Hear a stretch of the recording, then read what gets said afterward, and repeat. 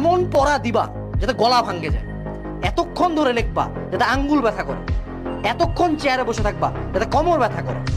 তোমার যে এই যে খারাপ লাগা অপমান, এটার কারণে তুমি চাইলে হাতে চুরি পরে সুন্দর মতো রুমের মধ্যে সাপনুরের মতো বিছানার মধ্যে ধাপ দিয়ে যায়, মেডিকেল হয় না, ইউ ক্যান ডু দিস। অথবা প্রত্যেকটা খারাপ কমেন্টের স্ক্রিনশট রাখা, প্রত্যেকটা মানুষের চেহারা খেয়াল রাখা, প্রত্যেকটা মানুষ যারা কথা শুনেছে তাদের কথা খেয়াল রাখা, এন্ড সেগুলাকে মনের মধ্যে পোষা।